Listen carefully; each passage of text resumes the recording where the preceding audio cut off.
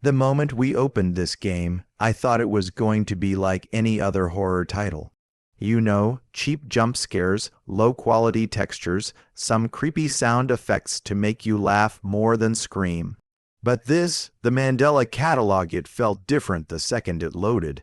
The main menu wasn't flashy. No background music, just a faint hum, almost like static, buzzing inside my ears. It was unsettling in a way I can't fully explain. And that's when I realized this wasn't going to be just a game. At first, I tried to laugh it off. Okay, cool vibe, nothing crazy, I told myself. But then the cursor glitched, just for a split second, and I swear the shadows on the screen moved like they were breathing. My stomach dropped. I looked at my friend sitting next to me and said, "Did you see that?" He shook his head, but the look in his eyes told me he saw something too. That was the first time the silence between us actually felt heavy. When the game finally started, it threw us into this dimly lit room. Nothing in the room made sense. The walls seemed too long, the ceiling stretched way higher than it should, and the only sound was this ticking clock in the distance. Tick, tick, tick. Every second echoed like it was counting down to something. My hands were sweating, gripping the controller tighter than I wanted to admit. And then the lights flickered. Now, usually when lights flicker in a horror game, you brace for a jump scare, right? But nothing happened, nothing at all. Just the flicker, then silence again, and somehow that was worse. Because in the corner of my eye, for just half a second, I thought I saw a figure standing there. No face, no features, just watching. I froze, my chest tightened, and I whispered, "Don't move, don't look at it." But the moment I blinked, it was gone. We tried to move forward, slowly, inching through the hallway that seemed to stretch forever. Each step echoed way too loud, like our footsteps didn't belong in that space. The air felt heavier, thicker, like the game itself didn't want us there. And then we found the door. A plain wooden door at the end of the hallway. Easy, right, just open it. But the handle shook before we even touched it. That's when I leaned back in my chair, muttering, "Nope, nope, nope, nope." But curiosity won. It always does. I pushed the door open, and the screen went black. No loading screen, no transition, just black. And then, in the silence, we heard it, a voice. Not from the game, not from the speakers. It felt like it was coming from the room with us. Low, distorted, almost like a whisper crawling right into your ear. I couldn't make out the words, but I knew one thing, it wasn't friendly. And right when I leaned closer, straining to hear it better, that's when everything went wrong. The screen stayed pitch black for what felt like forever. My heart was pounding so hard I could actually hear it in my ears, and I whispered, "Is it broken? Did the game crash?" But then, just when we were about to reset, it came back on. Only this time, the world didn't look like the same hallway we were in before. Everything was wrong. The walls were distorted, stretched like melted plastic, and the shadows didn't match the objects. They moved slower, like they were alive. Lagging behind reality, I tried to laugh like, "Okay, good trick, creepy atmosphere, you got me," but my voice cracked. I wasn't fooling anyone, especially not myself. And then, in the distance, I saw a figure, not walking, not moving, just standing there at the end of the corridor. It was tall, too tall, its head tilted unnaturally to the side, like its neck was broken, but its body stayed completely still. The worst part, the game didn't even acknowledge it. No music, no jump scare, just silence. We froze, controllers in hand, not daring to press forward. My friend whispered, Do we go closer?" And I wanted to say no. Every bone in my body screamed no. But of course, curiosity dragged us forward. Each step felt heavier, like walking through water, and the closer we got, the clearer it became that the thing wasn't a character model at all. It looked human, but the face, oh God, the face was just wrong. It wasn't a face. It was like a copy of one. Eyes too wide, mouth stretched just enough to make you uncomfortable, like someone tried to draw a human from memory and failed. That's when it hit me. This wasn't just some monster, it was an alternate, straight out of the Mandela Catalogue, and we were walking right toward it. I swear it tilted its head further as we moved closer, and my stomach turned. My palms were drenched in sweat, but I couldn't stop. That's when the lights flickered again, and for one horrifying second, its face wasn't on the screen anymore, it was on mine, reflected in the glare, like it was looking out of the game and into me. I dropped the controller. My friend cursed under his breath, and neither of us moved. I tried to convince myself it was a glitch, a trick of the light, anything to make it less real, but when I picked the controller back up, the figure was gone, just gone, and then the game gave us a choice. Two doors appeared on the screen, side by side. No instructions, no text, just two doors. My friend laughed nervously and said, "Classic horror setup. Left or right, what's it gonna be?" But I couldn't shake the feeling that this wasn't just a random choice. The game wanted us to pick, like it was testing us. I turned to him and said, "We shouldn't choose at all. This feels like a trap." But before I could even finish my sentence, the game made the choice for us. The left door creaked open on its own, slowly, painfully, almost like it wanted us to hear every splinter of wood tearing apart. And what we saw behind it, that's the moment everything spiraled completely out of control. The door opened into a room that looked like it belonged in someone's house, but everything about it felt wrong. The furniture was there, sofa, lamp, coffee table, but the proportions were off. The sofa was too long, the lamp too tall, and the clock on the wall, oh, that clock. Its hands spun faster and faster, ticking loud enough to rattle in my chest, yet the time never changed. It stayed locked at 3:33. I stepped forward, controller trembling in my hands, and the air in the room seemed thicker than before. My friend muttered, "Dude, I don't like this. It feels like it knows we're here." I laughed nervously, trying to lighten the mood, but my laugh broke halfway, coming out more like a choke. Because deep down, I felt the same thing. Then we heard footsteps, not from the speakers. No, these were heavy, echoing, circling the room. My friend paused the game instantly, and for a terrifying second, the footsteps didn't stop. They kept going, even though the game was frozen on the screen. We both sat there, staring at each other in complete silence, not daring to breathe. I whispered, "Unpause it. Just unpause it." When he did, the footsteps stopped, but the character on the screen, our in-game self, wasn't standing anymore.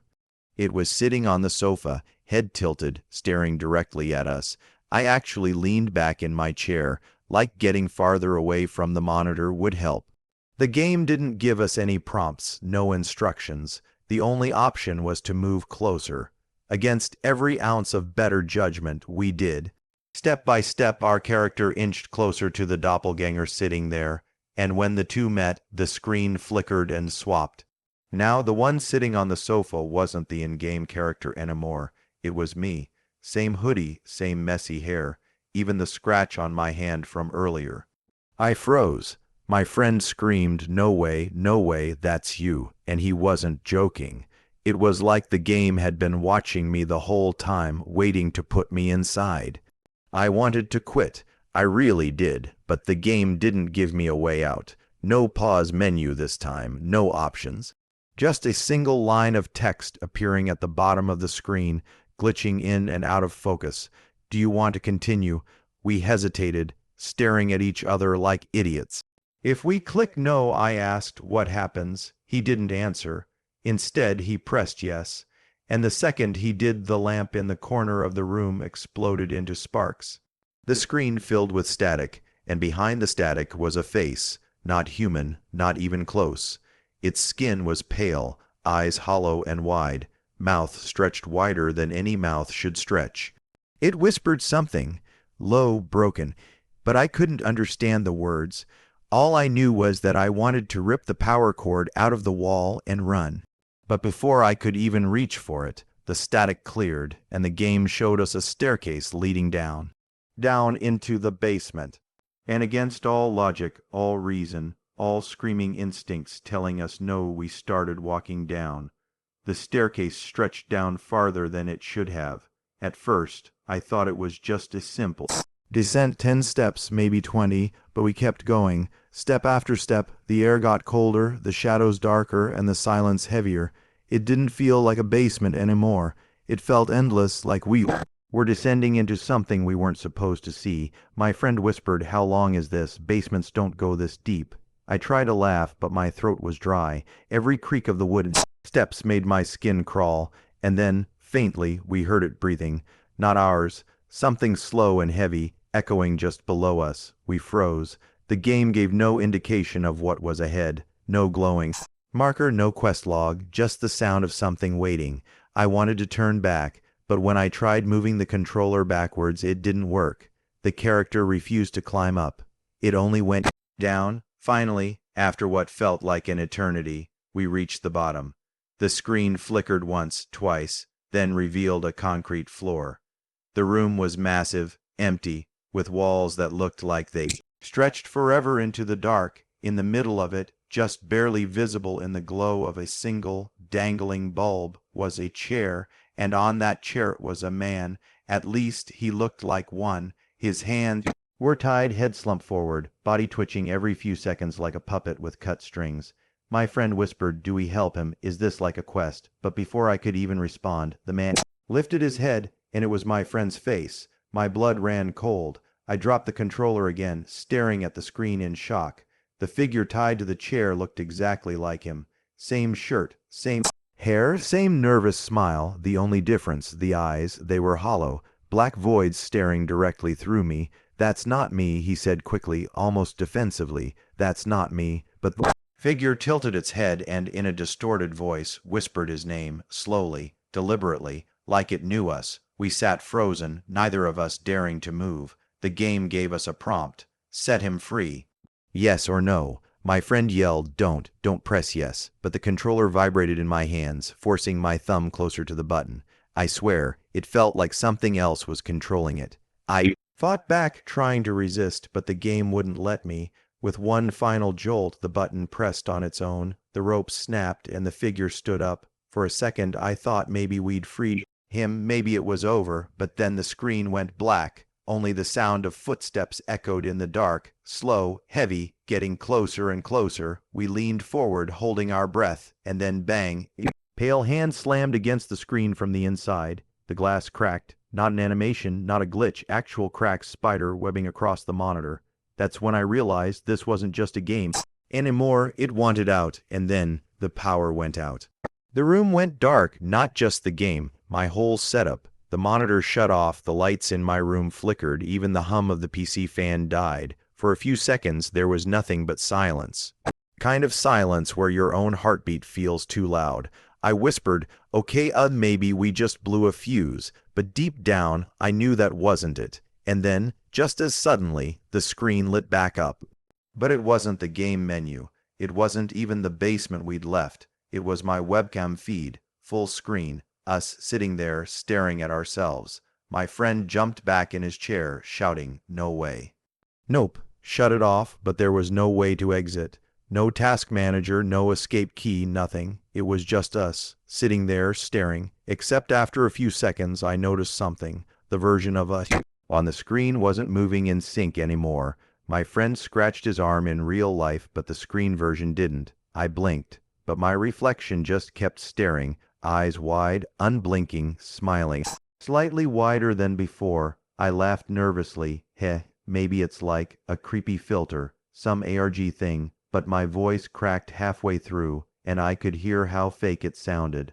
My reflection leaned forward, closer to the camera, while I sat frozen in place. That's when my stomach dropped. Whatever we were watching wasn't us. Then the screen glitched, and a text box appeared under our doppelgangers. Only one can stay. My friend panicked. What the hell does that mean? One of us has to go. Before I could even react, the game gave me control again. The cursor hovered between two options, him or you. I swear my hand started moving on its own again, dragging toward one of the choices. I yelled, trying to stop it, but the mouse fought back like it had a will of its own. My friend was screaming, "Don't pick me. Don't you dare pick me." And I just shouted back, "I'm not. It's not me." But the cursor kept inching toward one option anyway. right before it clicked. Screen went black again. For one moment, I thought we'd escaped, but then the speakers erupted with distorted laughter, not normal laughter. This was deep, warped, broken, echoing all around us. Then the game threw us back into a room. Empty white walls, no doors, no windows, just one object sitting in the center, a mirror. We walked up to it slowly, knowing something was coming. Reflection in the mirror wasn't our character anymore. It wasn't even us. It was something else, tall, twisted. Its smile stretched from ear to ear, and as it leaned closer to the glass, whispering words we couldn't understand, the cracks started forming again. This time, not just on the monitor, on the mirror in the room too. And I knew whatever was on the other side, it was trying to cross over. The cracks spread across the glass like spiderwebs, each one louder than the last. My friend was yelling, "Shut it off. Just shut it, OFF." But I couldn't. The power button didn't work. The cables didn't matter. It was like the game had taken over everything. Then, with one final shatter, the screen went white. Not black, white. So bright it stung my eyes. And when the light faded, we weren't in the game anymore. Or at least it didn't feel like a game. The room on the screen looked exactly like mine. Same desk. Same chair. Same posters on the wall. Only it wasn't us sitting there anymore. Two figures were in our place. Pale, twisted versions of us. Eyes wide, mouths grinning like broken masks. They moved slowly, almost mockingly, lifting their hands in unison to wave. My friend whispered, barely audible, that's us. That's supposed to be us." And then the figures spoke, both at the same time, in a warped, overlapping voice. "You should not have stayed." The speakers screeched with static, and the entire room shook. My desk rattled, the lamp flickered, and I swear I felt the cold air of something standing right behind me. I didn't want to turn around. I couldn't turn around. Every instinct told me if I looked, I wouldn't like what I saw.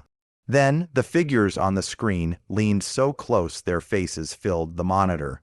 Their wide, glassy eyes stared right into mine, and in the most distorted, broken voice, one word slipped through the static: "Run."